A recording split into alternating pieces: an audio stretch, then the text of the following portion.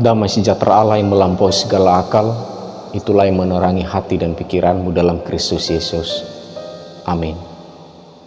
Firman Tuhan bagi kita pada pagi hari ini, kita baca dari kitab Markus 9 ayat 38 sampai 40. Demikian firman Tuhan. Kata Yohanes kepada Yesus, "Guru, kami lihat seorang yang bukan pengikut kita mengusir setan demi namamu. Lalu kami mencegah orang itu karena ia bukan pengikut kita."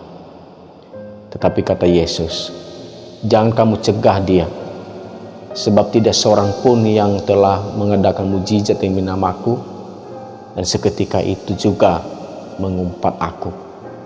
Barang siapa tidak melawan kita, ia ada di pihak kita." Saudara-saudara, dari manakah sebuah kelompok terbentuk? Adanya persamaan. Beberapa orang yang punya kesamaan minat, hobi, profesi, usia, status sosial, ras, agama. Kesamaan ini memunculkan kebutuhan bertemu agar bisa saling berbagi, berdiskusi, dan bermimpi. Persamaan membuat pembicaraan jadi nyambung.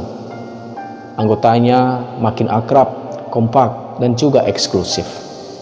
Sebab ada identitas dan norma yang berlaku khusus bagi anggota.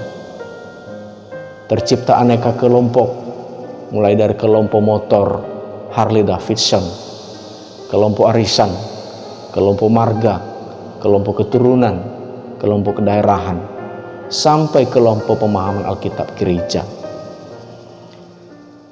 Tidak salah jika tiap kelompok punya ciri dan cara eksklusif.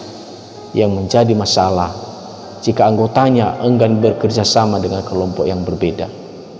Tertutup, merasa diri paling layak, paling pintar, paling berpengaruh, paling hebat, paling berkuasa, paling banyak, dan paling berjasa. Contohnya, para murid melarang kelompok lain mengusir setan dalam nama Yesus. Enggan bekerja sama karena merasa hanya kelompok mereka yang benar dan berhak memakai kuasa Yesus. Padahal di sepanjang zaman, Tuhan memakai orang dari kelompok yang berbeda. Di zaman Musa, Tuhan mengangkat 70 orang tua-tua untuk ikut memimpin umat. Mereka orang awan, bukan nabi seperti Musa. Namun mereka pun dipakai Tuhan dan Musa diminta bekerja sama.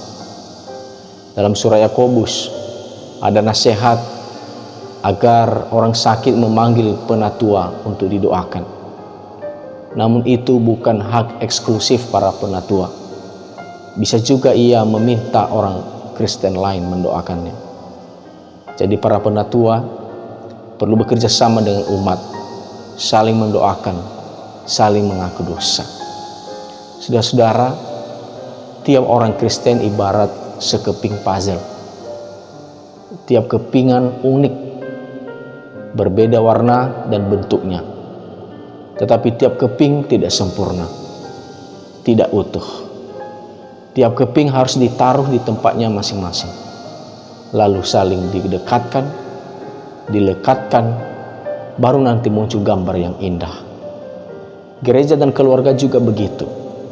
Baru nampak indahnya ketika tiap anggotanya bisa bekerja sama dalam perbedaan. Amin. Kita berdoa. Syukur bagimu Tuhan yang mengingatkan kami untuk bisa bekerja sama dalam perbedaan, sehingga segala sesuatu yang kami perjuangkan, yang kami inginkan untuk kebaikan-kebaikan bisa terjadi karena adanya kerjasama satu dengan yang lain, walaupun berbeda. Ke dalam tangan-Mu Tuhan kami serahkan hidup kami sepanjang hari ini.